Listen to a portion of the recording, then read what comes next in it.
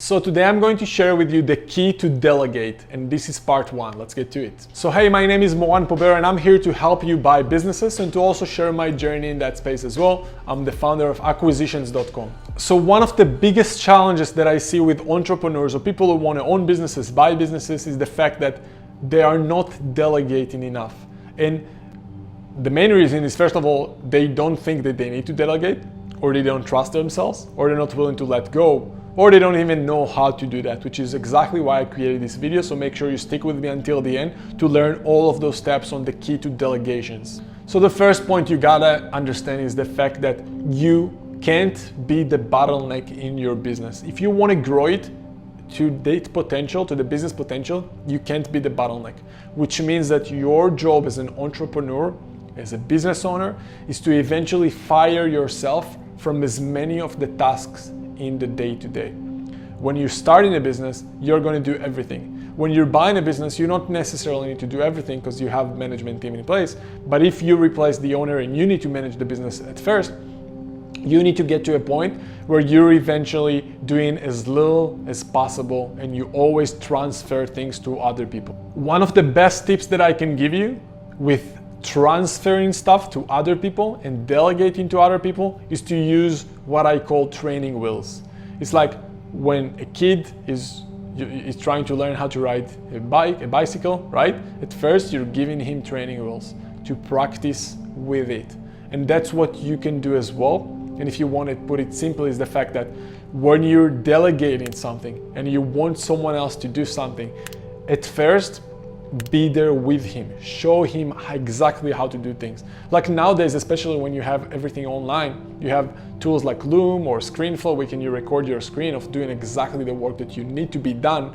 And when you record it once, it's literally the training wheels for your employees to then follow those exact steps. And when you're able to teach people exactly what to do, they have no excuse to do those things as well. And you need to understand that you are not smarter than other people out there. Like, entrepreneurs have basically two problems. They either think they're too smart or they don't think they're smart enough. They think they're the only person they can do the work, or they think that no one can do the work, right? So you need to find the balance and be willing to let go and trust people. If you can't trust people, it's going to be really, really difficult to grow as a businessman.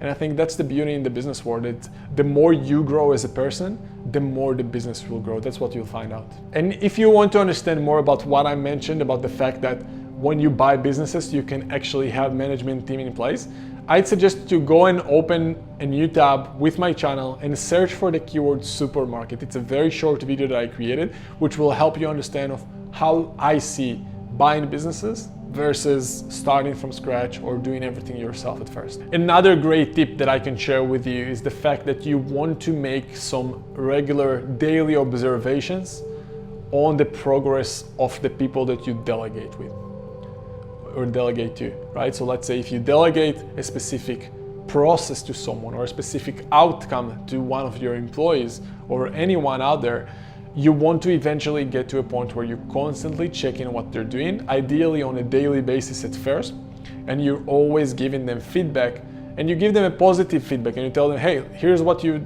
did right, but here's what you can do better. Go and do this and this and that. And when you're making those constant adjustments, that person will eventually do those things just as good as you or even better, especially if you allow them and give them the freedom to explore things and try things on their own. So that was the first part on how to delegate. If you like it so far, please like and subscribe to help the channel grow. And I created a second part on how to delegate with many more amazing tips and ideas for you. So if you like this one, you're definitely going to like the next one. So go and watch that video right now on how to delegate, and that's going to be part 2. I'll see you there in a bit.